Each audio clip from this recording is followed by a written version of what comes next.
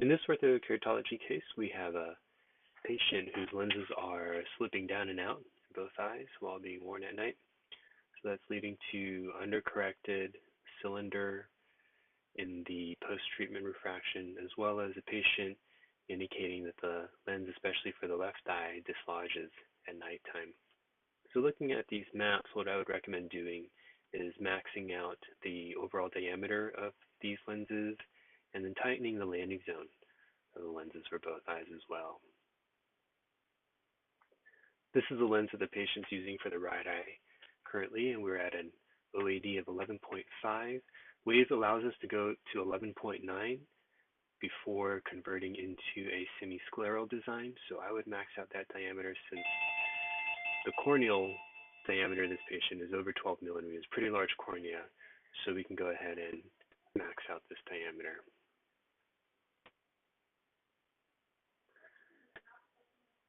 Once you do that, don't forget to bring the OZ and IC back in. It's been pushed out a couple tenths of a millimeter because we increased diameter, and you'll see that our power has decreased a little bit because we've increased our treatment width without adjusting topo demand. So just need to drag these back down to 6.2 and 6.8.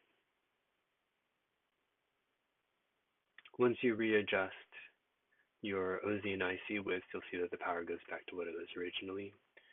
Our center thickness is a little bit thin. I'm going to bump that back up.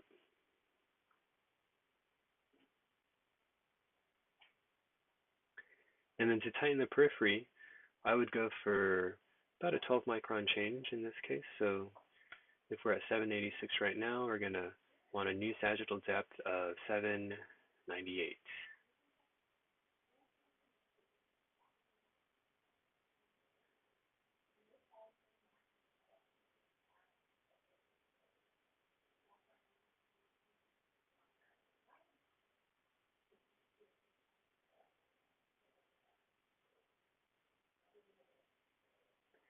And my preference is for the lens to land more right behind the IC control point as opposed to out on the edge. So I'm going to lift the edge a little bit.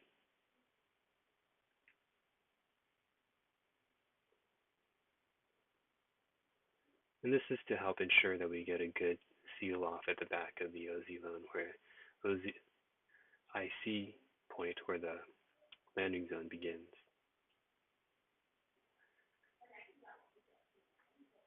So this lens should fit a little bit better at nighttime.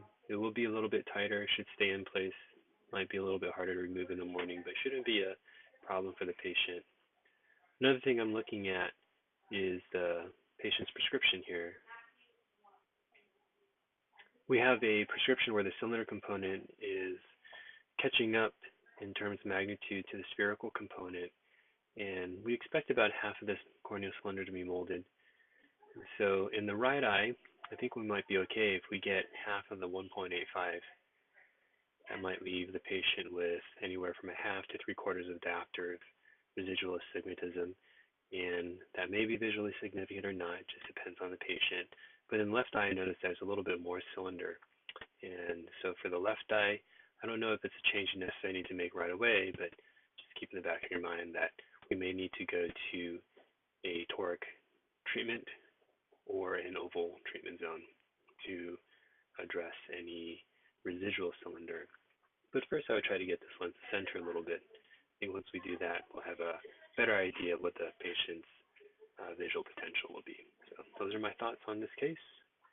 I hope that's felt helpful, and best of luck.